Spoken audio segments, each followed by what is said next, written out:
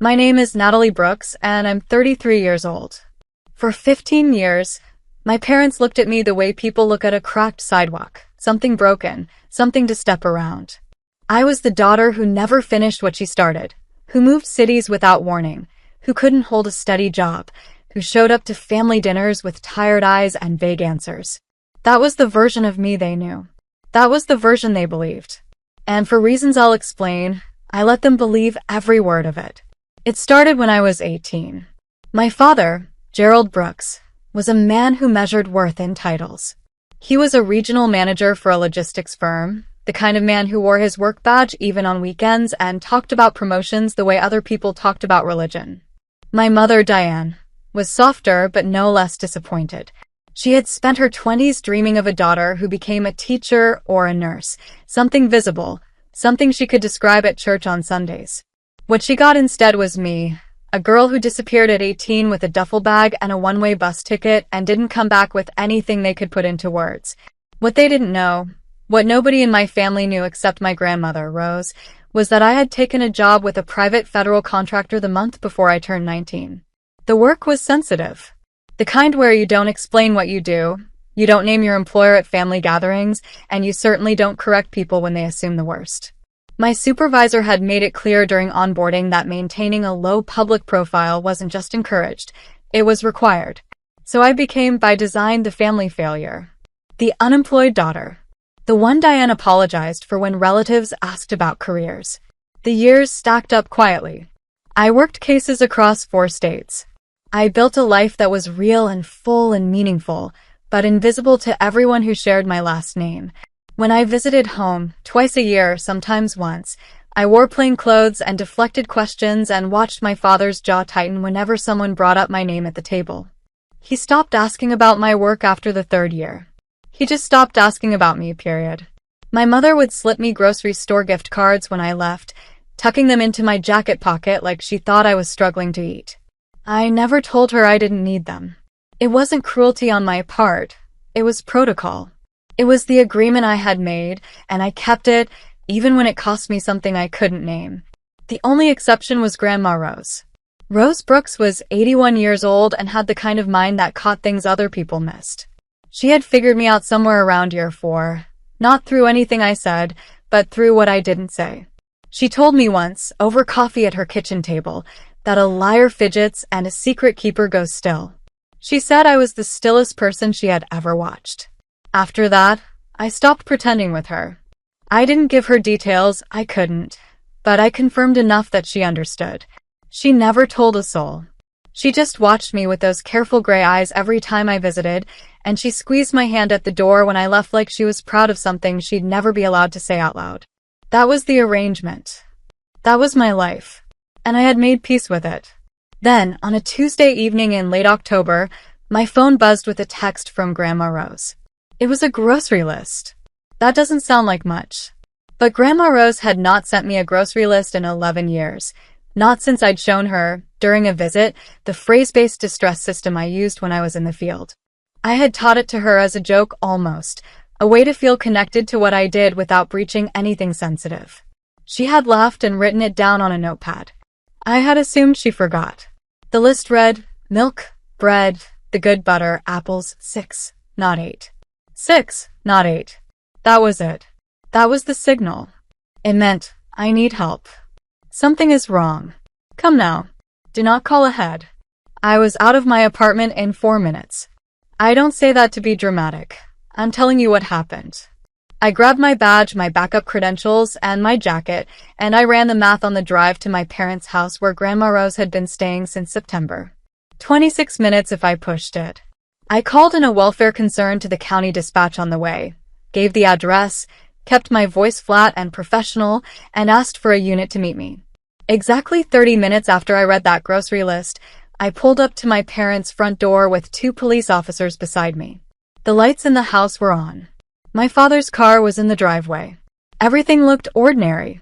It wasn't. I knocked once. When no one answered, I nodded to the officers, and we went in. What I found inside that house in the next 60 seconds would end 15 years of silence in a way I never planned and never wanted, but in a way that, looking back now, was probably always coming. The front door swung open and the smell hit me first, something sharp and chemical, the kind that doesn't belong in a home. One of the officers put his hand up instinctively. I stepped around him. The living room was in a state that didn't match the quiet exterior. Cushions pulled from the sofa. A side table knocked sideways.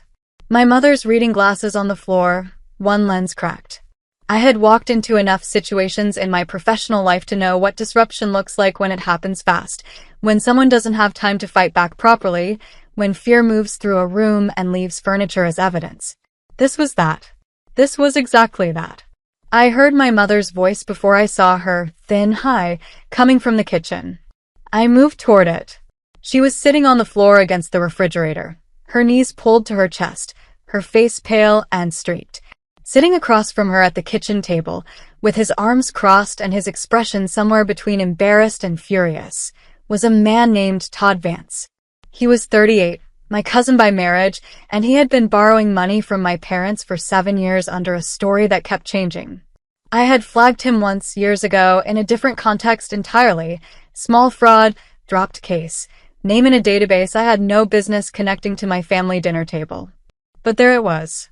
The world had a way of collapsing its distances when you least needed it to. He looked up when I walked in with the officers and something moved across his face. Recognition, then calculation, then something that tried to be innocent and landed nowhere near it. He said my name like a question. I didn't answer him. Grandma Rose was in the back bedroom. She was sitting upright on the edge of the bed with her hands folded in her lap and the expression of someone who had done what needed to be done and was now simply waiting for the rest of the world to catch up. She looked at me when I came through the door and said, very quietly, "I knew you'd understand the list." I sat beside her and took her hands, and for a moment I couldn't speak. Not because I was overwhelmed, I was trained past overwhelmed, but because she had trusted me across 11 years of silence and a grocery list, and she had been right too. She told me what happened in the calm, sequential way she told every story. Todd had arrived that afternoon with paperwork. He had been pressuring my parents for weeks to sign over access to a joint savings account, money my father had set aside over decades, money they were living on carefully, money that was not Todd's in any version of any story he could construct. When my father hesitated, Todd had become loud. When my mother tried to call someone, he had taken her phone. Grandma Rose had slipped into the bedroom under the excuse of her blood pressure medication and sent me the list from her own phone, the old one she kept in her cardigan pocket that nobody thought to check, because nobody thought to worry about a quiet 81-year-old woman reaching out across 11 years with a signal that only one person in the world would understand. I went back to the kitchen. The officers were already handling the formal side of things.